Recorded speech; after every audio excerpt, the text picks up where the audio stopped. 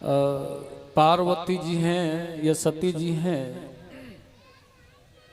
भोले बाबा ने बहुत मना किया लेकिन नहीं मानी, चलने लगी। और सुनो, यह माता सती है श्रद्धा, ध्यान रखना, और भगवान शिव है विश्वास। और ध्यान रखना है, संसार में श्रद्धा को लेकर के घूमते रहो, जब तक विश्वास नहीं होगा श्रद्धा नहीं टिक सकती है। श्रद्धा कहां रह सकती है, श्रद्धा कहां पाई जा सकती है, श्रद्धा कहां रुक सकती है? जहां विश्वास है तो श्रद्धा है, और विश्वास नहीं है तो श्रद्धा नष्ट हो जाती है पल मात्र में, श्रद्धा नहीं रह पाती है। और भगवान शिव है विश्वास, विश्वास को छोड़ दिया, श्रद्धा चली जा रही है। अब क्या होगा देखो आगे। जैसे ये चली आ गई हैं नंदी आदि गणों के साथ में, और यह दक्ष ने देखा है, पहरेदारों से सेवकों से कह दिया, सुनो भैया कोई भी व्यक्ति इसका कोई सम्मान नहीं करेगा। यह बिना बुलाए आई है, इसको किसी ने बुलाया नहीं है, और ये आई ही क्यों है? पति तो नहीं आया, आखिर मैं यही क्यों आई? और चला गया, किसी ने सम्मान नहीं किया इसका, कोई भी नहीं पूछता है, राजी खुशी भी नहीं। अंदर जैसे ही गई है महलों में, सखियां बहनें भी व्यंग वचन बोलती हैं, अरियो सती हमने सुना था विवाह हुआ था ना जब तेरा वो पति अमंगल वेश धारण करने वाला था, लेकिन तेरी संगति के आधार से क्या तूने उसे बदल दिया है या वैसा ही रहता है वो? अरियो कैलाश पर सुनाए रहती है, घर मकान कोई बनवा लिया रहने के लिए, या वहां वैसे ही जंगल में उसी प्रकार पर्वतों पर रहती है? व्यंग वचन। अरियो वो मुंडों की माला, सर्प गले में मृग चर्म ओढ़ने वाला क्या वस्त्र पहन लेता है तेरा पति?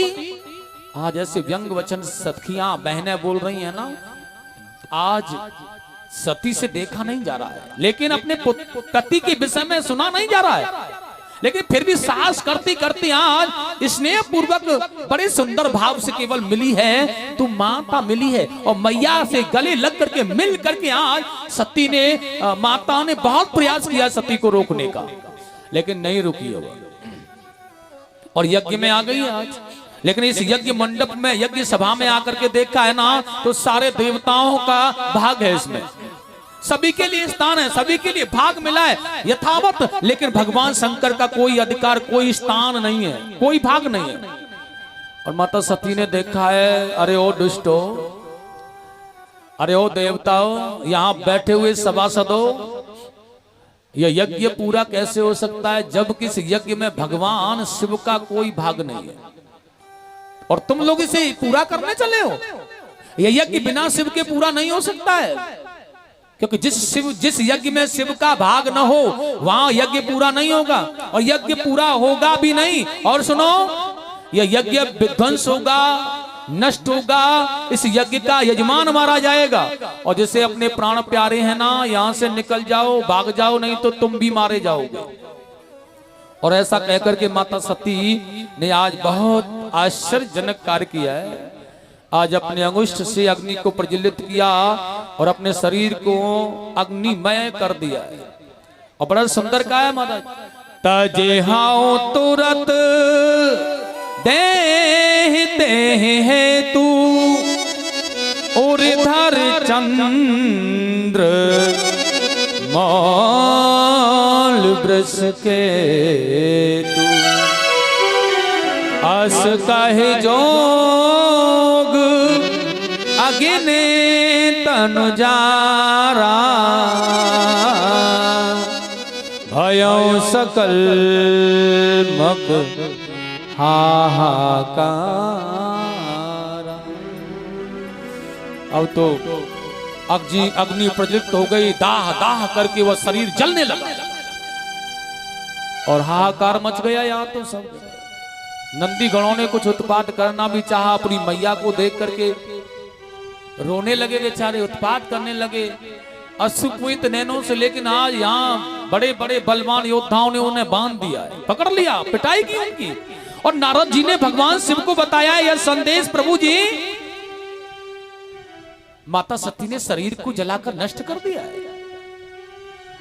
लेकिन यह सप्तऋषियों को दिव्य ज्ञान दे रहे हैं और भगवान शिव ने देखा है कि सती को तो जलकर नष्ट होना था और विश्वास नहीं है तो श्रद्धा को तो जलना है, ये निश्चित है। लेकिन बताया है कि आपके जो गण हैं वो बेचारे बेबस थे, अपनी माता के कारण बस वहां उस अग्नि में जल रहे हैं, उनकी पिटाई की जा रही है, उन्हें बांध दिया गया है, उनके साथ गलत सलूक हो रहा है।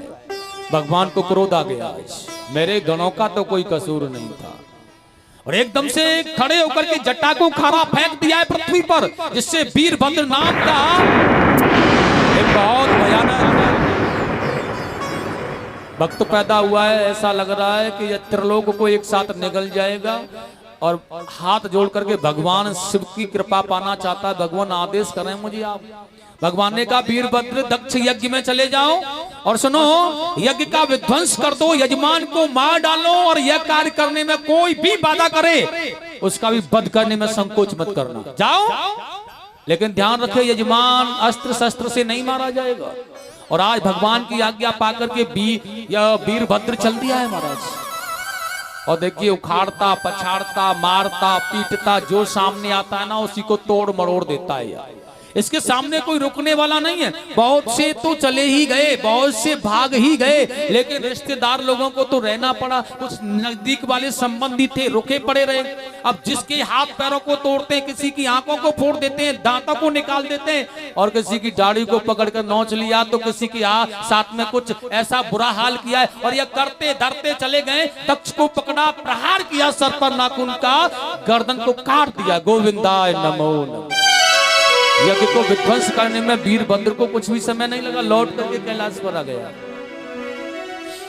अब तो त्राहिमाम त्राहिमाम त्राहिमाम, भगवान ब्रह्मा जी के पास में देवता आ गए। प्रभु यह देवताओं का जैसा यज्ञ पूरा नहीं हो रहा है, मानव यज्ञ को कैसे किया करेंगे? विचित्र बात है ना।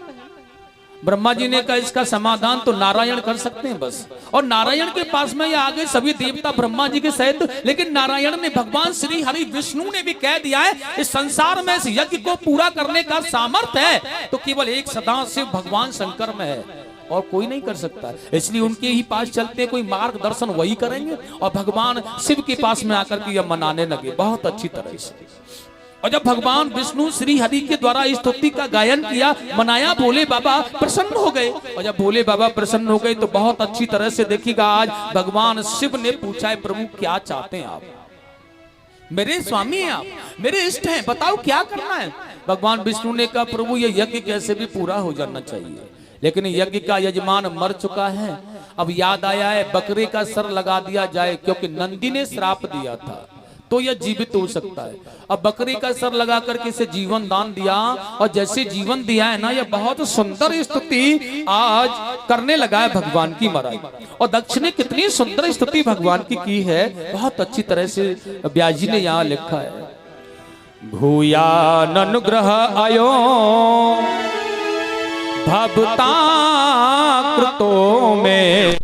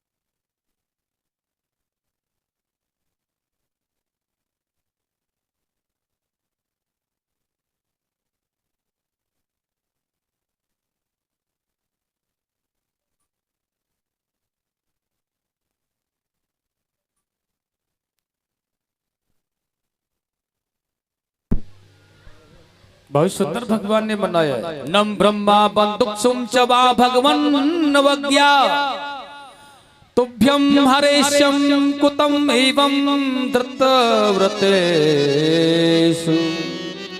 मैंने आपका अपराध किया किंतु आपने उसके बदले में मुझे दंड के द्वारा शिक्षा देकर के बड़ा अनुग्रह किया है भगवान। अहो आप और श्री हरि तो आचारहीन नाम मात्र और ब्राह्मणों के उपाक्षक हैं भगवान, संतों के उपाक्षक हैं। हे प्रभु आपने मेरा कल्याण किया है, मुझ जैसे पापी को सदगति प्रदान की है। आपने मेरे जैसे पापी दुष्ट आत्मा को आपने यह करुणा बरसाई है भगवान। मैं आपको कोटि कोटि प्रणाम करता हूँ। ऐसा प्रायश्चित कर रहा है यह दक्ष भगवान के लिए। भला कोई इतना बुरा भला कहने के बाद भला कोई क्षमा करता है, लेकिन आपने हमें क्षमा किया, आपने करुणा बरसाई मेरे ऊपर। यह जीवन आपका दिया हुआ है, आपके लिए समर्पित है भगवान। मैं सर्वस्व केवल आपका ही गुणगान गाऊंगा।